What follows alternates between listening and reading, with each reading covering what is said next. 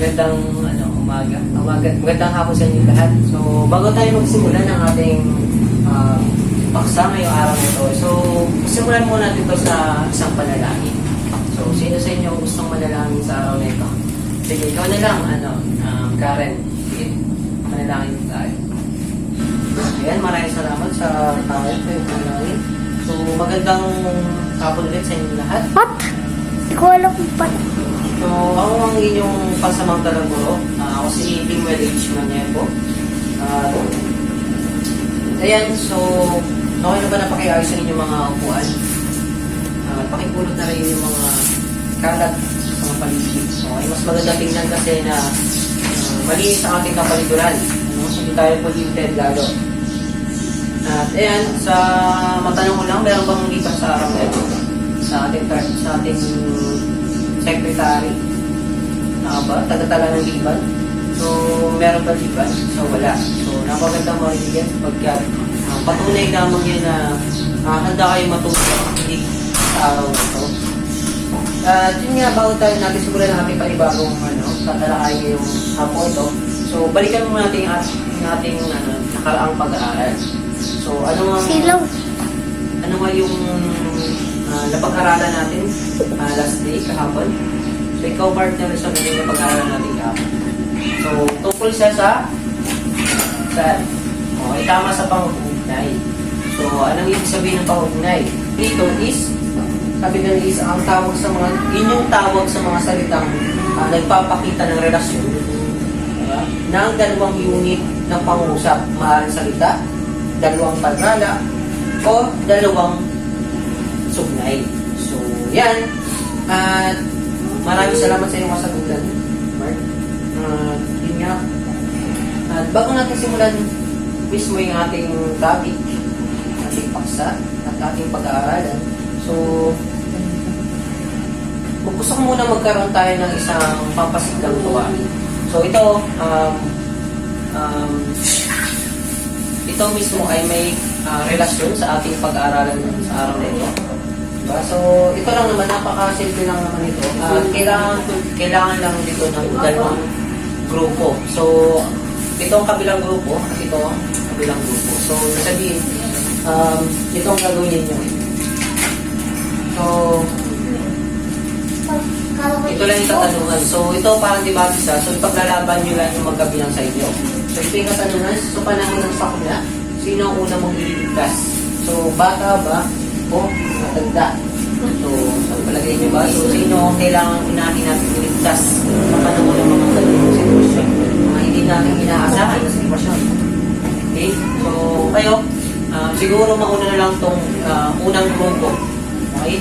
So, kayo nang bahala kung magjakumpay kayo kung sino ang gustong mamigay, kung ano yung gusto nyo para sa inyo. So, ayan. Jakumpay na kayo. So, ayan. Dahil ang napili nyo ay bata. So paglaban nyo sa inyo kung bakit bata ang dapat unahin sa mga sakuna. Okay? Ayan. Pwede na kayong magsimula ng inyong pagtatanda. Joke lang. So, bahala na kayo magsimula. Paglaban nyo yan. So, ayan. Napakahusay ng inyong sinabi. Para sa kabilang grupo naman. Ayan. So, okay nang pagtigilin ng inyong pagdidebate sapagkat masyado nang umiinit ang inyong mga paglalaban o pagpapalitan ng mga salita. Okay, so yun nga, sa inyong dalawa, sa dalawang panig na ito, so para sa akin is parehas kayong nalo. So kung isipin, so sino ba dapat talaga ang dapat unahin natin? Sa akin, parehas, kung kaya nyo naman. Kasi yun nga, parehas silang tao o may buhay pa rin sila sapagkat wala ang matanda kung wala ang kundi sinanggaling sa bata. So, okay? So, ang buhay ng tao ay napakahalaga pa din. At lahat dyan ay may kampanin. So, maging sino ka man, anong mga klase pa ng tao. So, kahit na yung tutubi sa paligid natin, so mayroon din silang kampan. So, kaya napakahalaga ng buhay ng bawat tao. Okay? And, yun, salamat sa mga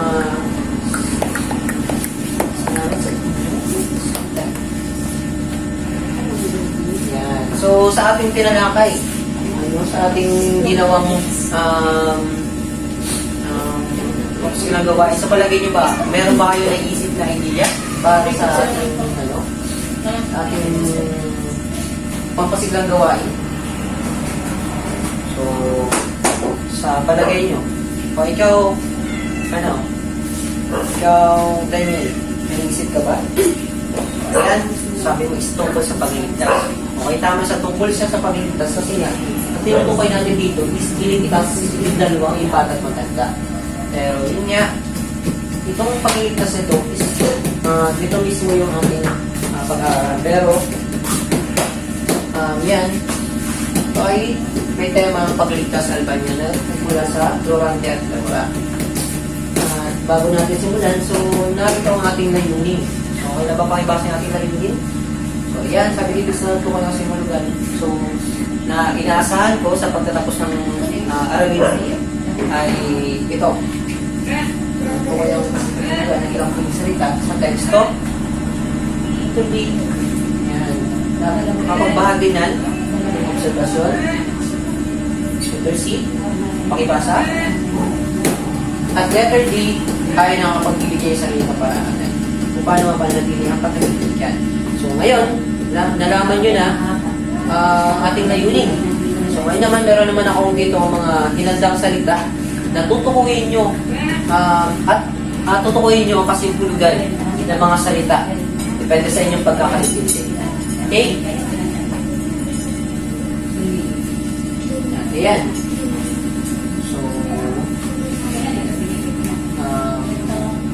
Ayan, so itong mga salitang ito is merong kaugnayan sa inyong babasahin tungkol sa pagliligtas sa Albania, tungkol sa Parang Taura. So, sino gusto sumunod sa number 1 sa pinalimpin? So, para sa inyo, ano ba yung kahulugan kayo ng pinalimpin? Palagay nyo ba? Nandito siya sa word na to. Palagay nyo ba? Ang pinalimpin ba ito ito? So, ikaw? Ben? So, anong sagot mo? Pinatigil. So, check natin kung tama pinatigil.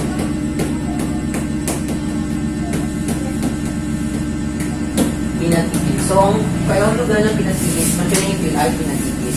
So, natimawa naman, kasing hulugan niya is nahango sa hirap, ang kitagan ay pangkat, at ang pangibulo ay pagkaingin. So, ayan. So, maraming salamat sa lahat ng mga sumagot. At napakahusay nyo.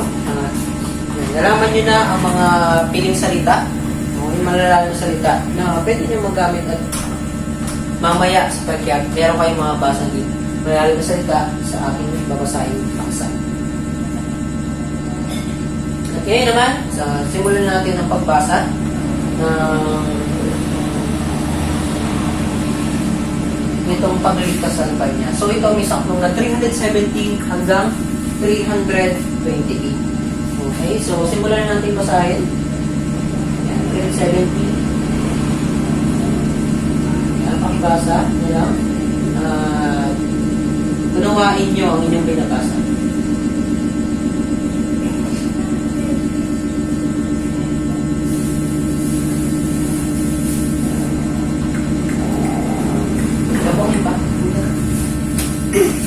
Pa-check na lang kung okay pa yung ating Masilaw. video dyan. Masilaw yung tip. Okay.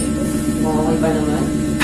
26, 27, 28. Ayan. So, ngayon, nabasa nyo na. Sakno, 317 hanggang 328. So, ngayon naman, ipapangkat ko kayo sa tatlo. Okay? So, maaaring magbilang simula sa dito, sa kanan. Okay, 1, 2, 3, 4, 5, 6. So, lahat ng number 1 ay magsama-sama at number 2, number 1, 2, 3. Sama-sama kayo. So, pagkat meron akong paghatiin ko sa inyo at ito ang ating pinasang kwento. Okay? So, para sa unang grupo, ang mapupunta sa inyo sakno ay 317 hanggang 328. Okay? So, ayan. Punta ka sa grupo at intindihin nyo, tunawain nyo at kung ipaliwanag nyo lang kung anong inyo naintindihan sa inyong binasa. Okay, ganun din sa ikalawang grupo. So, pangalawang grupo naman ay may sakto ng 321 hanggang 324. At ang pangatlo ay ang sakto na 325 hanggang 320. So, ayan. Kung okay na, kung nakapak na kayo pag tapos na, at kung handa na kayo magpaliwanag dito sa una. And ayun, siguro simulan natin sa pangatlong grupo. Okay? Ang pagpapaliwanag. Maaari ka na yung pumunta sa una. Sinong leader sa inyo? Ayan. So, maraming salamat na pakahusay at naunawaan niyong lubos ang inyong paliwanag. So, para sa pangalawang grupo naman, maaari na kayong magsimula. So, inaasahan ko yung pagkalasyon ng bawat grupo dito. So, alam po kayo nagtulungan.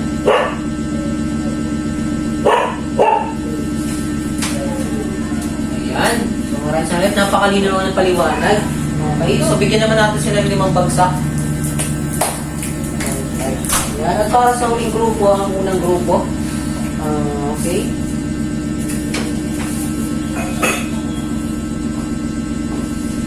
Ayan. Maraming salamat. Napakahusay ng inyong pagpaliwanag at lubos nyo nga naunawaan ang inyong binasa. Bilang karugtong natin gawain. So, meron ako dito inihanda sa inyo na color cube. So, pwede natin yung tawagin na color cube. So, dito naman, ang gawin lang natin is ipapasa lang natin, pagpapasapasahan nyo lang yung itong color cube na to. So, habang tumutugtog yung kanta. Okay? So, handa na ba kayo? Okay, so handa na. So, hindi lang sa inyo gagawin. So, dito naman, kailangan lang kung sino maabutan ng pagtigil ng kanta is siya yung hagis at kung ano yung kulay na lumabas at tumigil. Halimbawa na ganito. So, color sky yung lumabas, ibig sabihin, sa bawat kulay na to, mayroong mga katanungan. So, yung mga tanong na yun is doon din ang galing sa inyong binasa na pagliligtas sa Albania. Okay? So, tingnan natin kung talagang natandaan nyo or may naunawaan ba kayo sa inyong binasa kanina. So, simulan natin at pagpasapasahan nyo na. Ito yung die. Ito yung color key.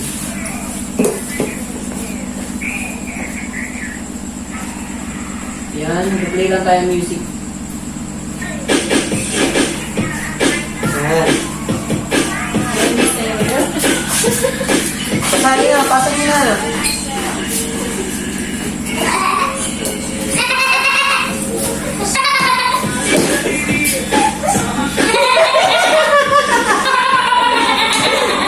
Yan, okay na. So, pwede mo na ihagis yung yung dice. Okay, ang kulay na lumabas ay green. Ibig sabihin, balik tayo dun sa ating sa ating color cube. So, ito pala yung panuto. Nalimutan ko sa disenyo. So, yun nga, sinabi ko na sa inyo yung panuto. Natintindihan nyo siguro yun. Yan, ito. Yan. Yan. Yan, kulay green. So, kulay green dahil kulay green yung lumabas, lagi na lang green lumabas. So, narito ang katanungan para sa iyo. So, sa iyong palagay, bakit ingat na ingat si Florante na hindi mahawakan ng balat ni Laura habang inalis ang dami nito sa may? So, itatingin mo, Angelica. Bakit? Bakit kaya? Okay, so tama. Yun yung dahilan. Okay, kung bakit hindi inaalis, kung bakit hindi mahawakan ng balat ng Laura habang inaalis ang tali nito sa kamay. Okay, napakahusay. So, naman ulit tayo. Ito ang iyong color cube. So, play ulit natin yung kanta.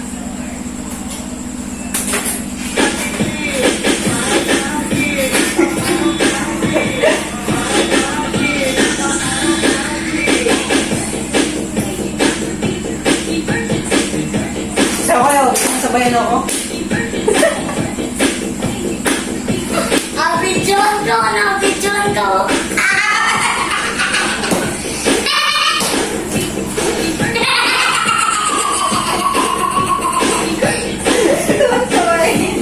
Oops! Tama na. Grado na kayo. So, yan. Agis na natin. So, kulay na labas ay kulay yellow. So, tingnan natin yung katanungan para sa'yo.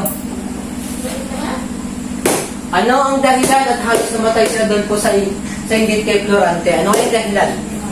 Sige, ikaw, Baby Lynn. Ano kayong dahilan?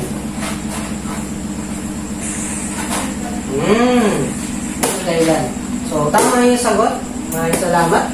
At siguro pasok na natin. And then, and ikaw, sa mga kulay sky blue, hindi ang katanong para sa'yo. Kung ikaw sa Florante, ligtas mo ba siya dalawa pagkatapos yung pagtangka ng iyong buhay? Tingin mo, iligtas mo ba siya? Para sa inyo, sino gusto sumagot na lang?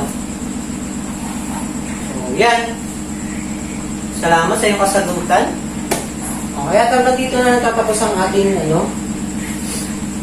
ang ating mga katanungan. Okay, napakahusay at lubos nyo nga naunawaan ang ating nabasa, ang inyong binasa kanina. So, palakpakan nyo inyong mga sarili. Okay, natapos ang ating gawain. So, bilang karugtong o panibagong topic na ating pag-aaral. So, dagdag na natin ito sa ating panibagong topic. Okay, so ito may kaugnayan pa rin ito sa ating pagligtas o sa ating binasa kanina. Okay, pero ito ay patungkol naman sa ating bayan.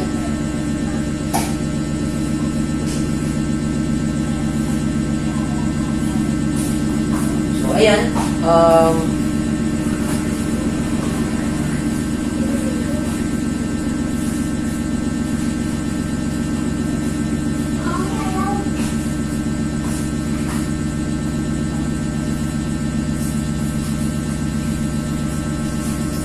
So, ayan. So, ito naman ay tungkol sa ating bayan. Subject, di ba? Kasi,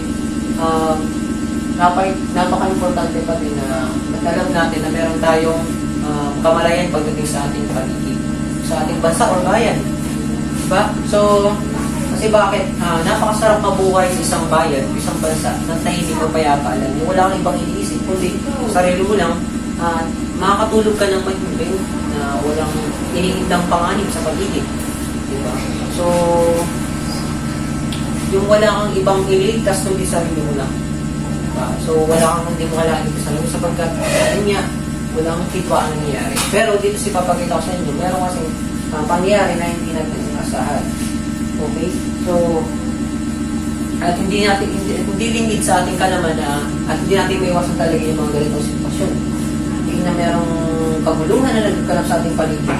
At yun nga, meron dito ilang mga pangkat o pag-ingangkan ang nagkakahidwaan. Isa, diba? Ito yung dalawang reliyon, mga Kristiyano at mga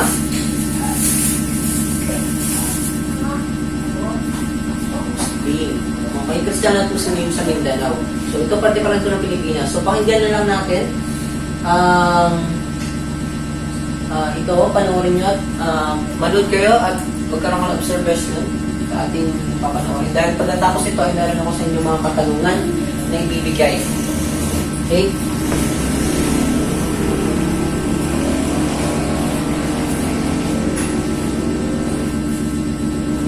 Ayan, panoorin natin.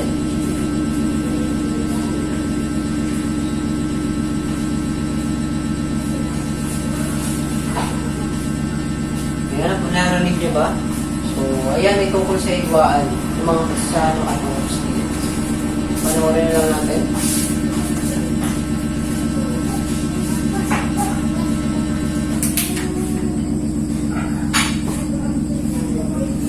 So, ayan, bilang fast-forward na natin. So, naintindihan nyo, naunawaan nyo na ba? So, ngayon naman, sa mga Kristiyano na ipit sa hidwaan ng mga Muslim, so, narito ang mga katanungan. Okay, so, alam ko naman na naunawaan nyo at napahinggan nyo ng lubos ang video pinanood natin. So, para sa unang katanungan, so, ano kaya ang dahilan ng hidwaan ng mga Kristiyano Muslim? So, ikaw bibigyan ng palagay mo. Okay. So, dahil yun dun sa hindi na pagkatawalan. So, tama yun. Para sa pangalawang tanong, so, marami ba ang nadamay sa hidwaan ng magkabilang panig? So, yung paliwanag, may ring. Okay, salamat, napakahusay. para sa pangatlong katanungan, so makikita ba ang pagkakaisa at pagkakanukulan sa dalawang panig? So, ayan, ikaw. Sige, ikaw na lang Clarence. Okay, ang ito ba? Hindi. Kasi nga, hindi sila nagkakaintindihan eh. May sarili silang pride sa isa't isa. So, niligtas nila yung bansa nila, niligtas din yung bansa nila. So, hindi nagkakameron ng kapayapaan o magiging maayos na usapan. Okay? At pero sa pang-apat, so ano kaya ang mas mainam na gawin upang sa ganun ay hindi mo patuloy ng palayan? So, yun yung opinion na lang, ano yung kailangan yung gawin? At, diba? Anong naiisip nyo na pwede para sa'yo? Okay, mag-pray lang. Kaya sa'yo, bombahin. Matapang Ang katapang ito niya. So, ayan, maraming salamat sa mga sumagot. At,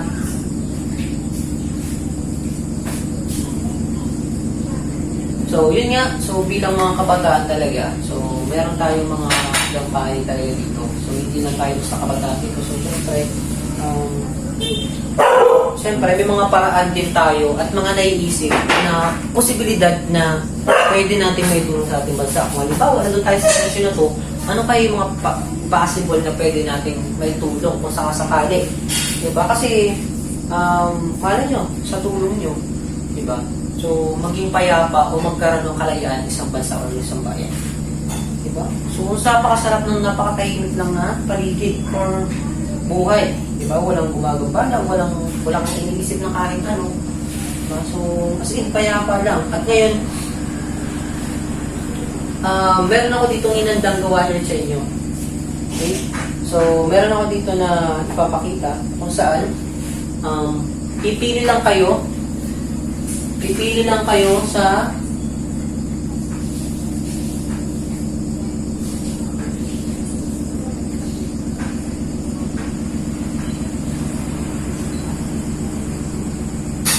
pumili lang kayo sa chart ng isang numero na pwede nyo gamitin upang magkaroon ng kapayapaan at katahimikan ng isang bansa. So, bumalik na kayo sa kanya-kanyang grupo at pagtulong-tulungan nyo. Okay, so kayong bahala kung anong gusto nyo piliin. Okay, para magkaroon ng kapayapaan ng isang bansa. Pero dito, wala kayong bigyan na naman natin siya ng trail. Okay, so sa ngayon, hindi ko muna bibigyan ng karapatan na mamili kung ano ba talaga yung gusto nyo ko. Gusto nyo ba ay pera-pera na lang? Pag-uusap nyo lang ba? So, dito may numbers dito. At kung ano yung napili nyo, yun yung kailangan nyo paglaban. Or bakit yun. Okay, so nakadepende to. Okay, kaya kailangan pag-isipan nyo mabuti ay inyong pipiliin. At narito ang mga meron tayong rubric o pamantayan. So, ito, meron to graded to, kaya importante na galingan nyo. Okay? At pag-isipan nyo mabuti ang inyong sasabihin dito sa una. Okay? So, ayan. Hindi natin simulan. So, ito yung mga numero. Nakita nyo ba? So, 6 lang siya. Meron na kayong 6 na pagpipilian. So, rumble natin siya para hindi naman, bias. Mga sabihin is, ayan. So, ayan. Rumble na. So, para sa unang grupo, anong napili mo? Tanong sa pagayan na yung gusto nyo piliin. Okay. Napili nyo is number 4. Number 4. Ano kaya yung laman ng number 4? Check natin. Para sa number 4, ang napili nyo ay kanyon. So, sige.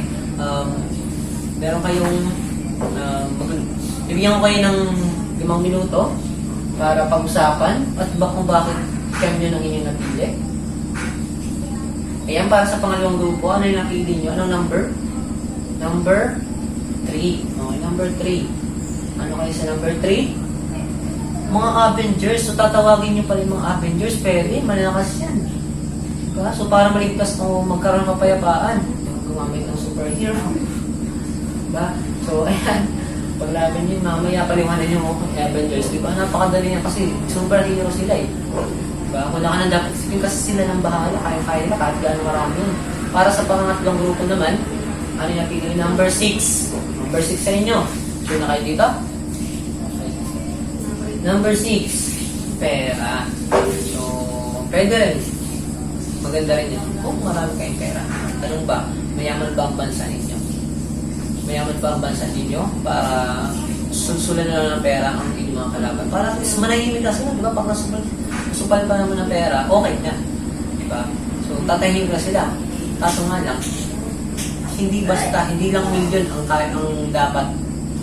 Di ba? So, hindi lang milyon na isang milyon makakapagpatayin sila. So, siguro abutin sila ng trillion. Diba? So, ayan. Ipaliwanag yun na. Kung kayo na bahala magpaliwanag. So, simulan na natin sa unang grupo. Okay, sige, magpaliwanag na. So, ayan. Sabi mo dito, ang sa inyo ay ito.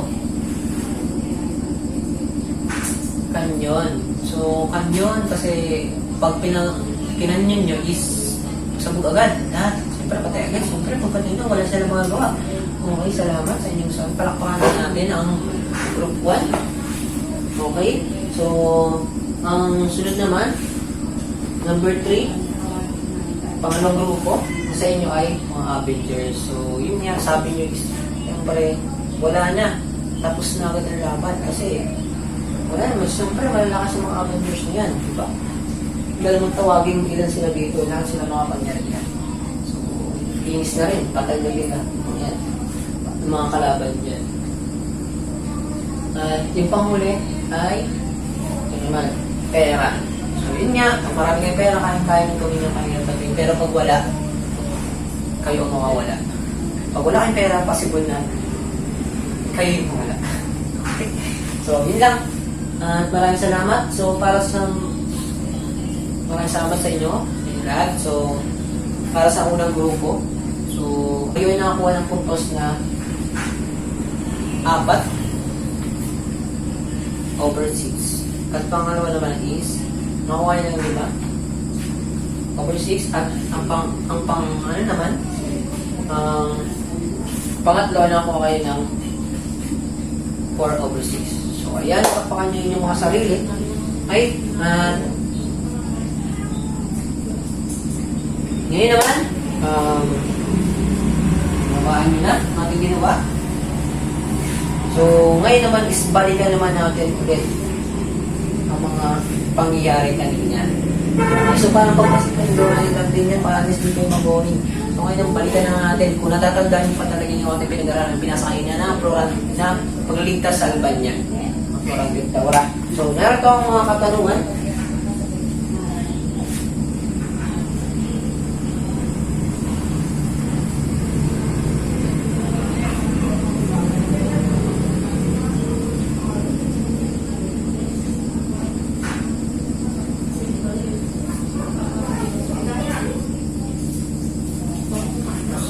Ayan, para sa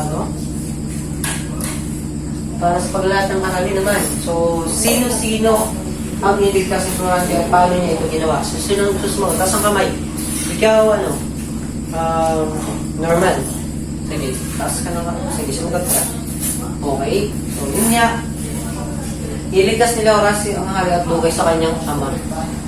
At si Adolfo. Yan, sa alit na pangalawang tanong, sa alit na magpasa naman sa Adolfo at Florante, ano kanyang ginawa at bakit niya ito naisip? Okay, ikaw? Okay, maraming salamat sa iyong sagutan. Napakahusay. So, para sa pangatlong katanungan, bakit ba mahalaga na may kapayapaan ng isang bayan? Baka sa palagay niyo, bakit na mahalaga? Ikaw, sige. Ikaw, Tracio?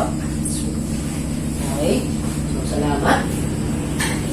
Siyempre, tama ka rin sa sinabi mo. At para sa panghuli katanungan, so paano kaya natin makapanatay yung kapayapaan ng isang bayan?